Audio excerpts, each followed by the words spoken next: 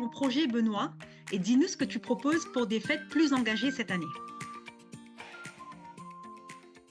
Alors du coup, moi je propose des skates. Pour les fêtes plus engagées, donc ces skates-là, parce qu'ils sont faits avec une essence de bois locale, donc le pin maritime en l'occurrence. Les skates sont fabriqués dans un atelier qui est en plein cœur de la forêt et qui travaille aussi de façon responsable. C'est-à-dire que déjà dans le process de fabrication, j'ai élaboré un process de fabrication qui soit le plus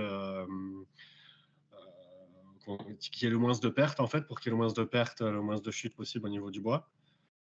Au niveau des collages et de tout ce qui est chimique, je récupère moi-même les déchets. Donc en fait, ça part d'une eau de pluie qui me sert à nettoyer mes outils, les pinceaux et la colle. Et tout ça, je le récupère dans des tubes que j'ai fabriqués dans lesquels je laisse évaporer l'eau en fait pour séparer l'eau du résidu de vernis.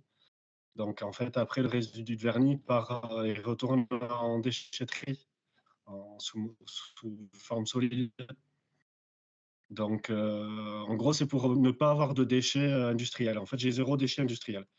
Les seuls déchets que j'ai à l'atelier, c'est les capsules de café. Encore, je recycle tout, quoi.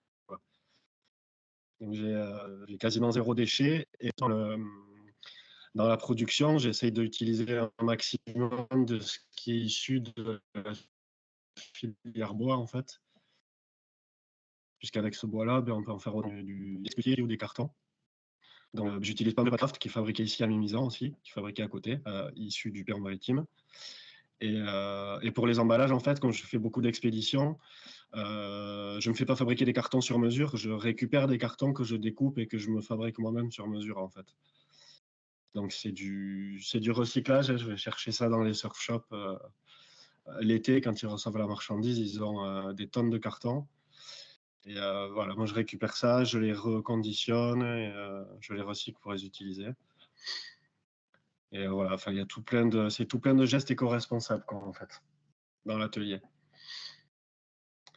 Et le skate,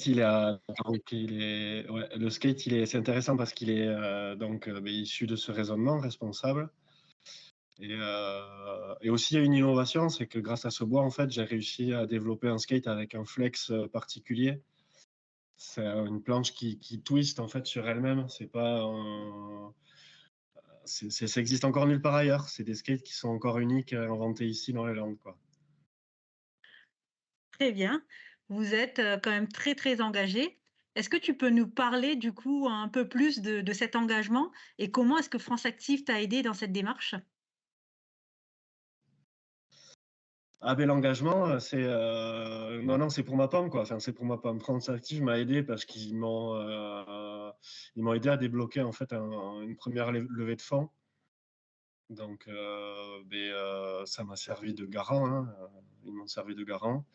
Non, l'engagement responsable, en fait, c'est juste que ça coûte pas mal de temps et d'énergie. Mais ça, c'est un engagement personnel, en fait. Quand je vends les planches, en général, j'en parle même pas, puisque du coup, pour moi, c'est un raisonnement normal, quoi, en fait. Une entreprise qui ne veut pas polluer. Pour moi, ça devrait être le minimum, quoi. Parfait. On est en fin d'année. Est-ce que tu as déjà des résolutions pour 2024? Oui, arrêter de fumer. Ça passe aussi. Non. Ouais, en fait, disons que là, les skates, ça fait 5 ans, 6 ans que j'en fabrique. Donc, j'en ai vendu à peu près 700.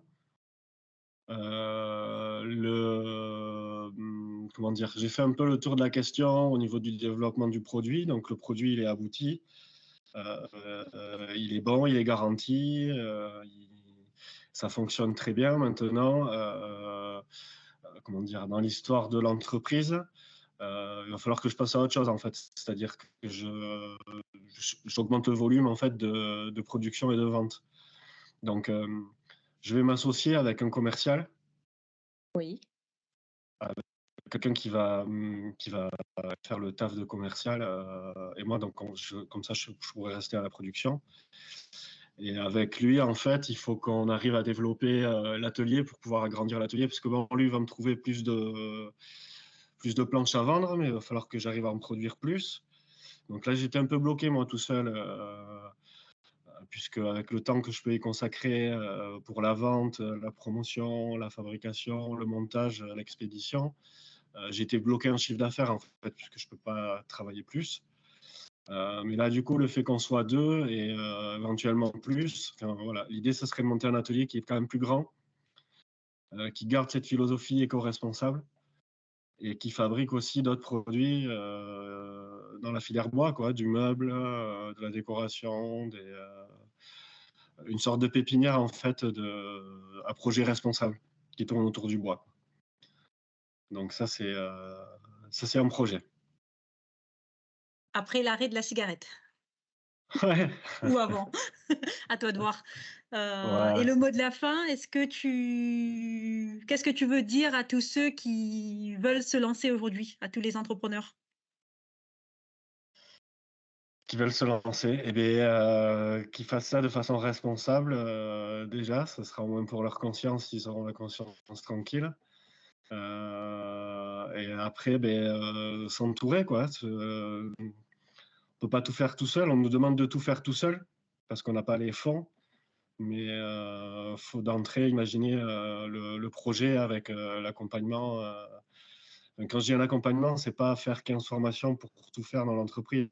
C'est ça comprend des personnes physiques qui seront prêtes à jouer le jeu peut-être au départ sans être payées, mais faire avancer le projet pour le concrétiser plus tard et avoir la récompense plus tard, quoi. En attendant, faire tout seul, ça fait bloquer beaucoup le déroulement de l'histoire, quoi.